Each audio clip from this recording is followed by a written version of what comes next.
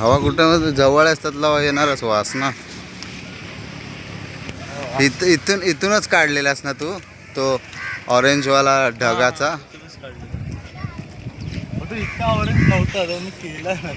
ते नंतर तू केला असेल पण असतो ना तेवढा ऑरेंज पण येतो होतो ढग.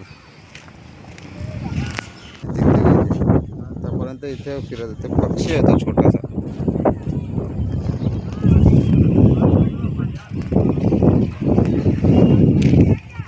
असं बसलेला दिसला पाहिजे. हरिश्चंद्रगड हाय भयानक पण तिथे 3 रस्ते आहेत ना. एक नळीची वाट सर्वात टफ. तिथे एक्सपिरियन्स लोकांना जाणं अलाउड आहे आणि असं पण जाऊ शकतो पण ते लय टफ आहे. त्यानंतर किरेश्वर मार्ग आणि तिसरा जो आम्ही गेलेलो 5 नाही गावाचा रूट तो एकदम इझी आहे. एकदम इझी आहे. कधी पोहोचलो आम्हाला कळलं नाही. एकदम इझी होता तो. आणि जसं आम्ही अर्धा रस्ता गेलो ना डोंगर मला एक गाय दिसली. एक गाय. आम्ही 6 जण होतो. एक गाय मग दुसरी मग तिसरी. चरायला सोडले असतील. होता तो गुराखी. हा तो होता त्यांच्यासोबत. जसं बघितलं ना बकरे कसे असतात एकदम मोठे मोठे ग्रुप मध्ये तसे गाय तशा गायी होत्या. मग ते गाय काहीतरी असेल 25-30 त्यापेक्षा पण जास्त. एवढ्या साऱ्या गायी एवढ्या साऱ्या गायी बैल.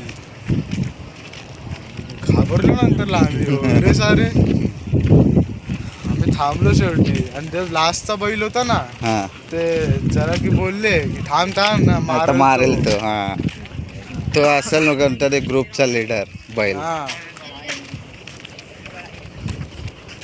जसं आम्ही निघाला आणि तो सीन कसा आहे माहिती आहे. तो जो असा सीन होता ना तो काय बोलतात त्याला बाहुबली पिक्चर मध्ये तो बाहुबली येतो ना तमन्ना वाटेला भेटतो वरती. गाणं आहे ना गाणं तसं हिरो वातावरण आहे ते वातावरण पूर्ण तसं होतं. गवताळ प्रदेश. एकदम मस्त होतं ते. तुम्हाला एक पण फक्त तो कुत्राच दिसला तुम्हाला मला अजब वाटला. बाकी पण काहीतरी दिसायला पाहिजे होतं ना. माऊलीगडला कुत्रा दिसला आणि कुत्रा दिसला. साप दिसलेला हरिश्चंद्रगड. हो शूटिंग नाही केली तुम्ही. मित्रांनी फोटो काढलाय. फोटो काय व्हिडिओ काढायचे होते. असं मी मेन व्हिडिओ असतं. फोटो काढले असं मी होतो ना असं इथे साप होता एवढा मोठा होता. आता इथे पण टिटवाळ्याला आता डेव्हलप झाल्या म्हणून नाही दिसत. नाही तर पहिला किती साप दिसायचे बाहेर.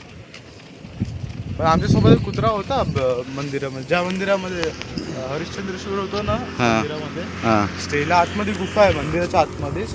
आतमध्ये टेंट बांधले तर त्या आम्ही जिथे होतो तिथे काळा कुत्रा होता.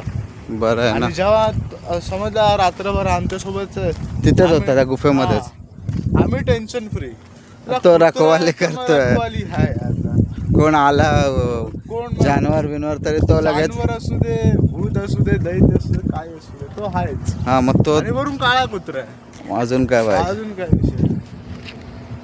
कारण की आम्ही कळसुबाईला गेलेलो ना. कळसुबाईला ज्या ग्रुप सोबत गेलेलो ना ते लोक कुठेतरी गेलेले अगोदर ट्रेकला.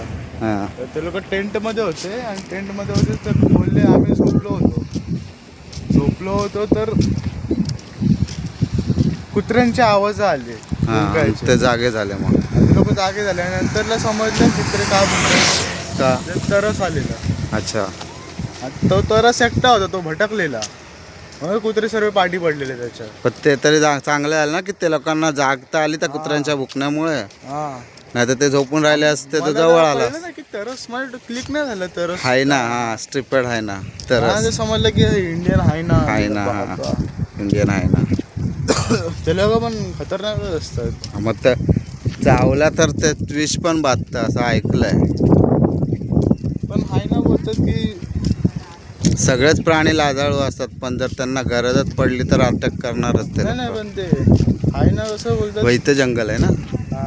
पण लोक राहतात इथे. आता आदिवासी काय म्हशी चालल्यात त्यांच्या आतमध्ये चरतायत.